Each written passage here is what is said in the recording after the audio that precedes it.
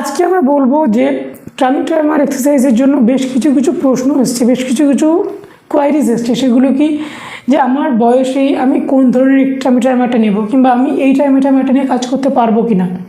তো তাদের জন্য একটা কথা বলছি, যাদের বয়স কম তারা প্রথম অবস্থায় রাবার ব্যান্ডের টামি টাইমারটা নেবেন। আর যাদের বয়স একটু বেশি, যদি তাদের ঠিকঠাক যদি মানে স্ট্যামিনা কিংবা ঠিকঠাক যদি জোর থাকে, তাহলে তারা স্প্রিংটা নিয়ে ইউজ করতে পারে।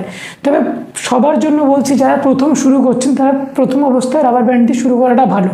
যদি রাবার ব্যান্ড পেরে যান, তারপর আপনি সিঙ্গেল স্প্রিং, ডবল স্প্রিং এবং ট্রিপল স্প্রিং এইগুলো আপনার আস্তে আস্তে রেপিটেশনটা বাড়াবেন। তবে প্রথম অবস্থায় শুরু করতে গেলে আপনার রাবার ব্যান্ড এবং সিঙ্গেল স্প্রিং দিয়ে শুরু করাটা ভালো।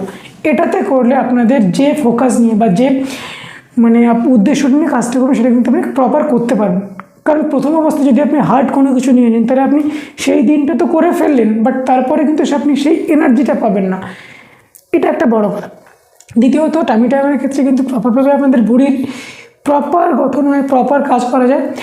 আর টামি টাইমার করতে গেলে কিন্তু আপনার রেপিটেশন এবং কন্টিনিউশন মাস্ট।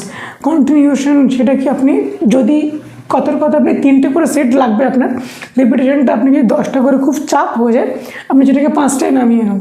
এরকম 5টা করে আপনি অন্তত কন্টিনিউ করুন। অন্তত পক্ষে আপনি সপ্তাহখানেক, একটা সপ্তাহের মধ্যে অন্তত 6টা দিন কিংবা 5টা দিন কন্টিনিউ করে যান। তারপর থেকে আস্তে আস্তে আপনি মোটিভটা চলে আসবে। আর যদি এরকম করতে কোনো অসুবিধা, আপনি সহপাঠী কাউকে একটা নিয়ে নিন, আপনার বন্ধু কাউকে নিয়ে নিন। যদি সে পাশে থাকে, যদি তাকে দিয়ে সেও করতে চায়, তাকে দিয়ে করলে আপনি মোটিভেট হবেন এবং আপনার কাজের প্রতি আগ্রহ বাড়বে। তো এই ছিল আজকের ভিডিও। তো দেখুন, ভিডিওটাতে মোটামুটি বোঝালাম যে আমাদের টামি টাইমারটা কোন এজে কেমন কিনতে হয়, কিংবা কারা প্রথম শুরু করবে কোন টামি টাইমারটা দিয়ে, এটা বোঝা গেল। তো দেখা যাচ্ছে পরের কোনো ভিডিওতে। ভিডিওটি ভালো লাইক করুন, শেয়ার করুন এবং সাবস্ক্রাইব করুন।